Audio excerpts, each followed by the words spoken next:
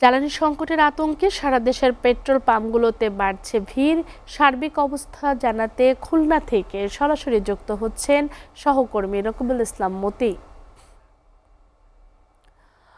মতি, petrol পাম্পগুলোতে কেমন ভিড় দেখছেন? সার্বিক অবস্থা আমাদেরকে জানাবেন। পেট্রোল পাম্পগুলোর কথা যদি বলতে হয় তাহলে বলতে হবে যে গতকাল থেকে কিন্তু অধিকাংশ তেল পাম্প কিন্তু তেল ফুরিয়ে গেছে এবং তেলের সামনে তেল পাম্পের সামনে থেকে তারা এক ধরনের দড়ি দিয়ে আটকে দিয়েছে এবং তেল পাম্পে লিখে দেওয়া হয়েছে স্বাভাবিকভাবে এখন পর্যন্ত তেল শেষ হয়ে গেছে। নির্দিষ্ট সময়ের পরে যখন আবার তেল আসবে তখন তেল পাওয়া যাবে বলে কিন্তু তারা জোরসে গতকাল সামনে লিখে দিয়েছে। আমরা এখন আছি এই খুলনার ৩টি বড় ডিপো আছে যেখান থেকে খুলনা অঞ্চলের যে সমস্ত পাম্প রয়েছে সেই সমস্ত পাম্পে এখান থেকে তেল যায়। আমরা সকালে এসেছি খুলনার মেঘনা ডিপোর সামনে। এখানে এসে আমরা যে জিনিসটা দেখতে পেরেছি যে স্বাভাবিকভাবে কিন্তু শুক্রবার এবং শনিবার কিন্তু এই ডিপোগুলো বন্ধ থাকে, কিন্তু তো সেই বন্ধ কার্যক্রমই রয়েছে, কিন্তু তার সামনে সারি সারি কিন্তু যে তেল নেওয়ার লরি রয়েছে সেই লরিগুলো কিন্তু অবস্থান করছেন।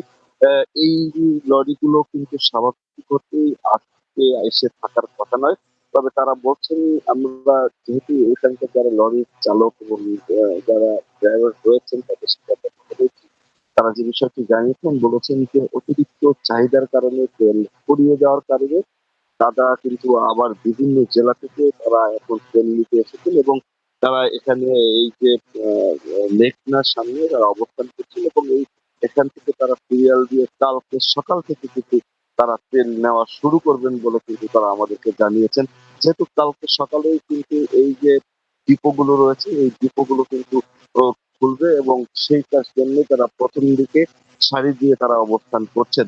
কিন্তু আমরা এই বিষয়ে খুলনা যে সমস্ত যারা পাম্প ওনার্স অ্যাসোসিয়েশন আছেন তাদের সাথে আমরা কথা বলেছি।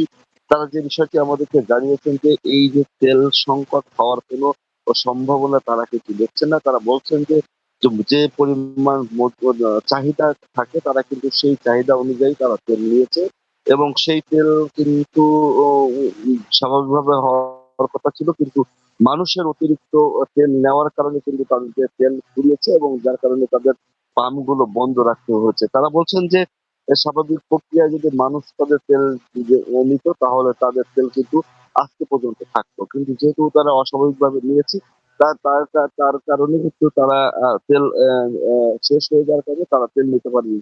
তবে তারা বলছেন যে এই যে তেলের যে মজুত রাখার যে বিষয়টি তারা কিন্তু তেল মজুত রাখা সম্ভব হয় না। প্রত্যেকটি পাম্প কিন্তু তাদের নিজস্ব একটি স্টক থাকে সে পর্যন্ত তেল রাখতে পারে। সেই কারণে কিন্তু তারা তেল স্বাভাবিকভাবে যাচ্ছিল তাতে শেষ হয়ে গেছে এবং মানুষ কিন্তু এক ধরনের ভোগান্তিতে পড়েছে। তাদের এখন তেলের প্রয়োজন, তারা কিন্তু এখন তেল নিতে পারছে না। এখন কালকে পর্যন্ত কিন্তু এই তেল উত্তোলন না হওয়া পর্যন্ত তেলের যে সংকটটি পাম্পে রয়েছে সেটি থাকবেন এবং কালকে পর থেকে হয়তো বা আবার তেলের যে স্বাভাবিক প্রক্রিয়া আছে সেটি চালু হবে। তবে তেল পর্যাপ্ত মজুত রয়েছে বলে কিন্তু এখানকার যারা ডিপোর ইনচার্জ রয়েছে তারা কিন্তু আমাদেরকে জানিয়েছে। সন্ধে আমি যদি বলি যে আসলে তেলের প্রাকৃতিক ভাবে কোনো এখন পর্যন্ত সরকারি ভাবে কিন্তু কোনো চাহিদা যে পরিমাণ আছে তার পুরোটাই রয়েছে বলে কিন্তু তারা আমাদেরকে জানিয়েছে, কিন্তু কৃত্রিম ভাবে যে সংকটটা তৈরি হয়েছে সে সংকট হয়তো স্বাভাবিকভাবে শেষ হবে বলে ধারণা করা যাচ্ছে। আমার কাছে খুলনা থেকে তেল পাম্প এবং তেলের যে সংকট ছিল তার সর্বশেষ এই খবর ছিল। ধন্যবাদ। মতি, আপনাকে ধন্যবাদ।